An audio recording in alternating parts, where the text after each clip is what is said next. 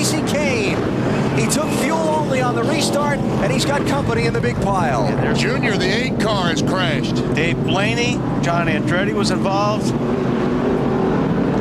4 tires, no tires, 2 tires. And Jeff Burton, the 99 car. You think somebody spun their tires on a restart? No, because Tony Stewart jumped up on the outside of Sterling Marlin and passed him on the restart, which was legal, but he might have made contact with the 9 car. Scott Riggs with damage. He was having a good run.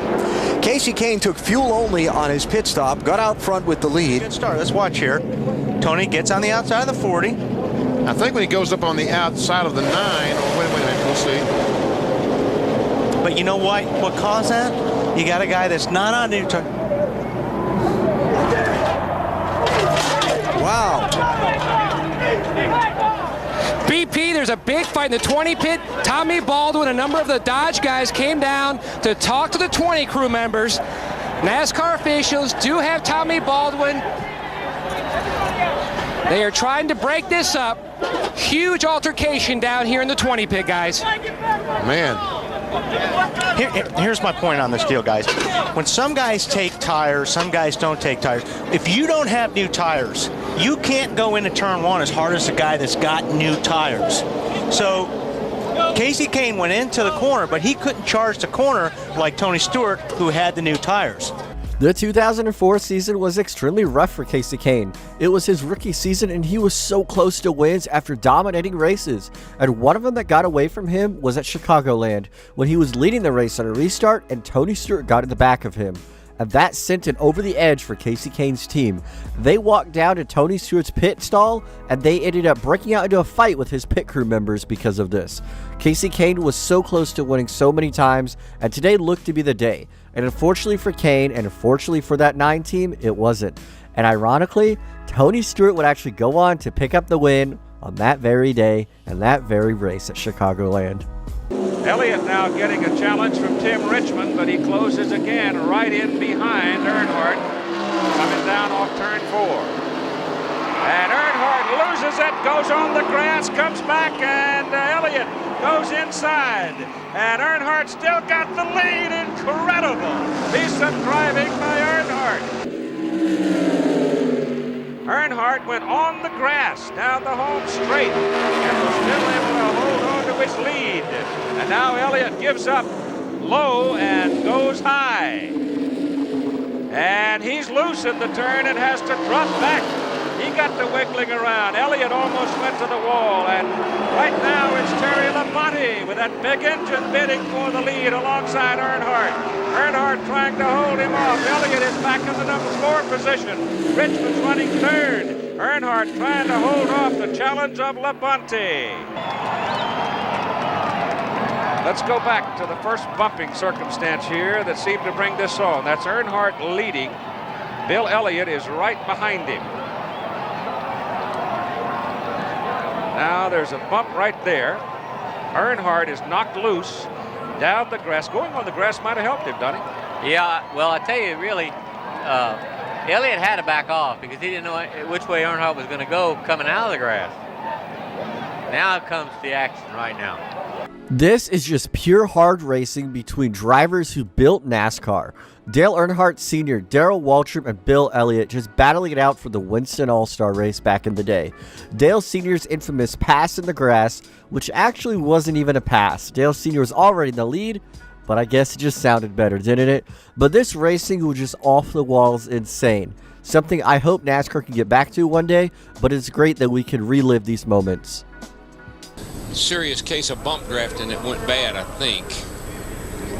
Oh, Tony's trying to squeeze by on the outside right there. There's not enough room, and he gets into Kurt. That's what Kurt's upset about. Last year, the Daytona 500, they had the 2 fastest cars. And 2 teammates tangle. Look at that, the 11 and the 20. There they go. And Stewart and Busch ended up in a big crash that took both of them out.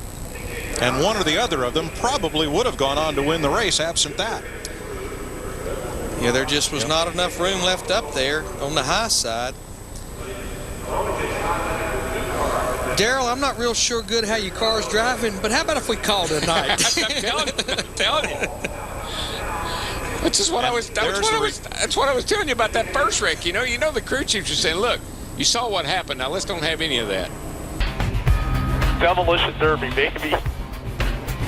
Somebody stay with him, calm his ass down. As pissed off as I was 20 seconds ago, this is pretty entertaining back here. Kenseth is ready to fight. Here we go.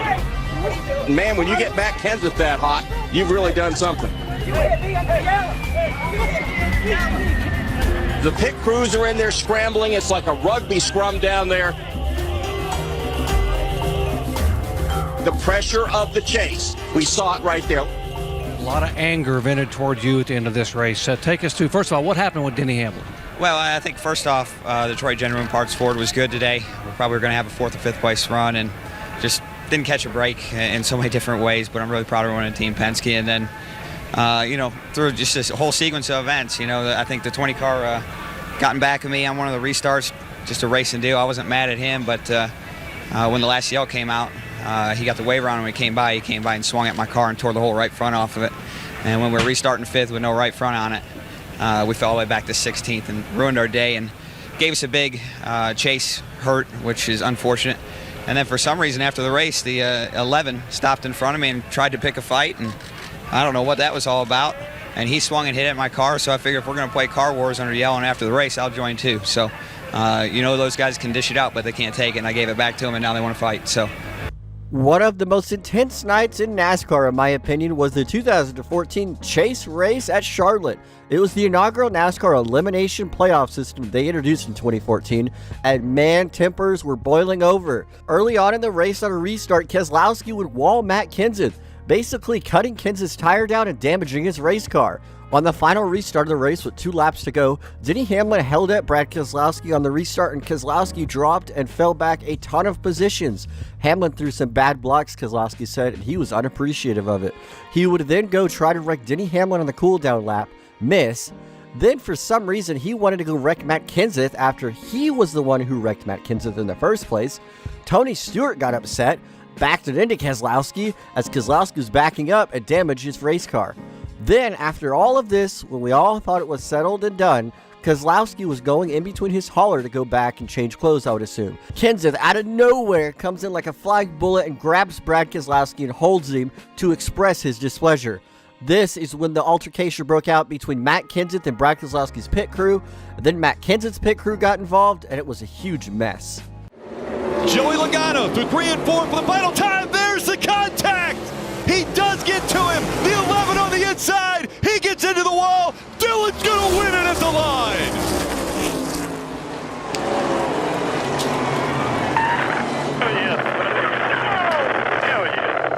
What are your thoughts on what happened down there? It's chicken.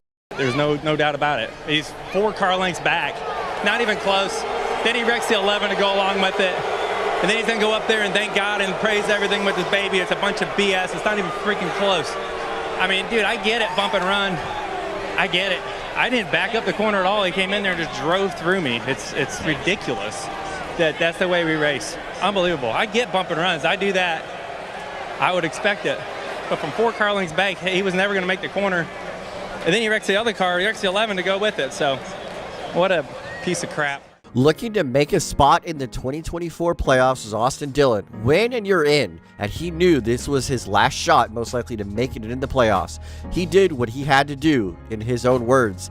He drove it in there from about 3 car lengths back, hit the 22 car, realized he messed up because Denny Hamlin was going to pass him, and then he proceeds to right hook Denny Hamlin into the wall and make a violent crash with the 11 car. Denny Hamlin was able to finish second out of this, and Austin Dillon was able to pick up the win.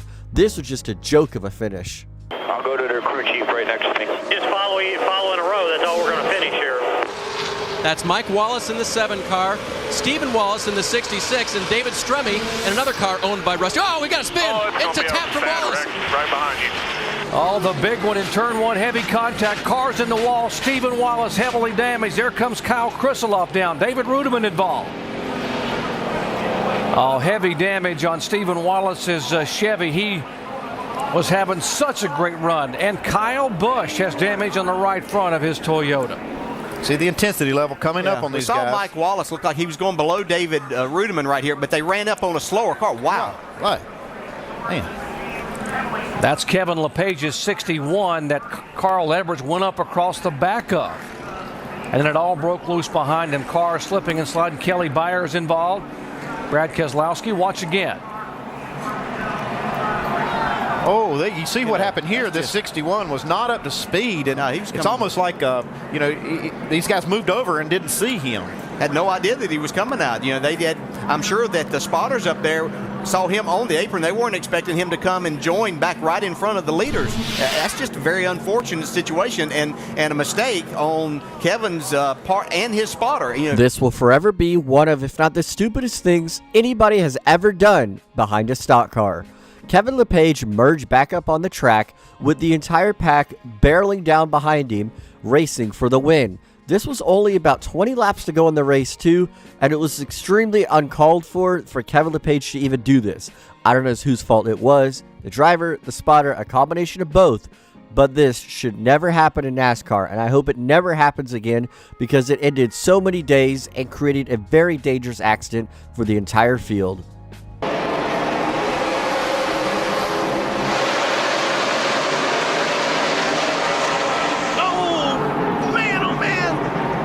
Kane got in the back of Kurt Busch, slides off, going to lose some spots, but I don't think there's any damage to his car. Boy, did a good job getting back in line there and a lot of traffic. If going through the dirt didn't hurt his car.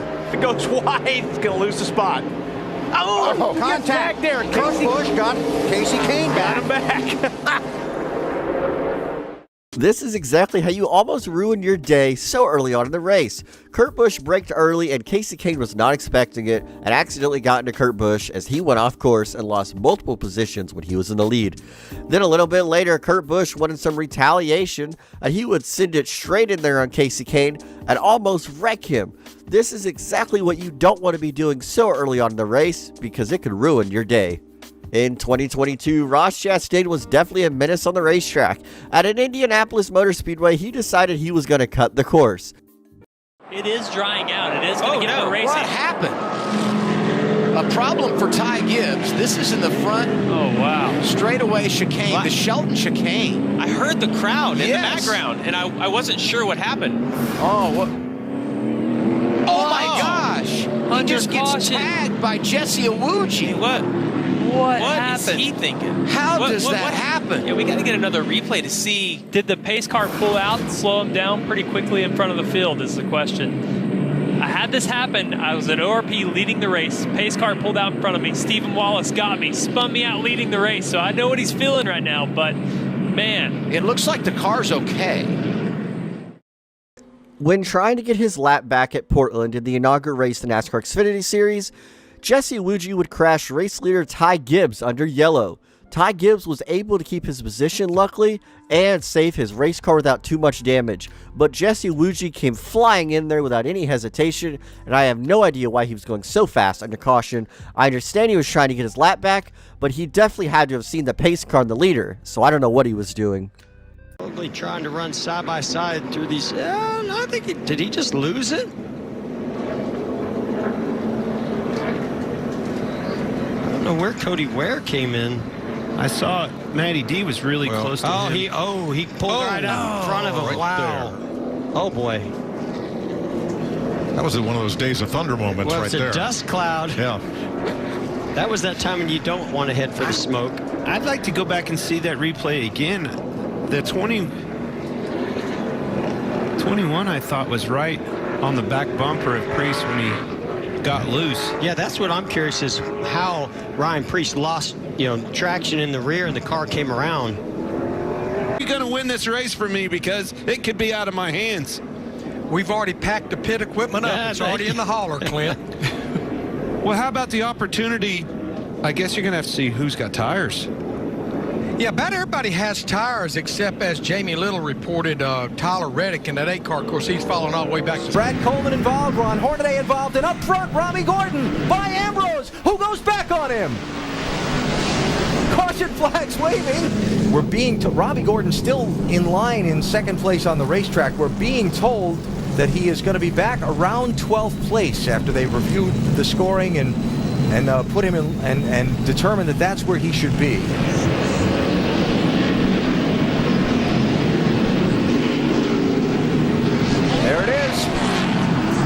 coming, could you? All right, so the lead is changing hands here now. Kevin Harvick has just gone out in front. A confusing situation to this race. Robbie Gordon may now be first in line on the racetrack, but the lead belongs to Kevin Harvick. Vince, I'm here with Robbie Gordon. Got out of his race car, hopped on the roof, saluted the fans. Very rough racing there at the end. Robbie, what happened?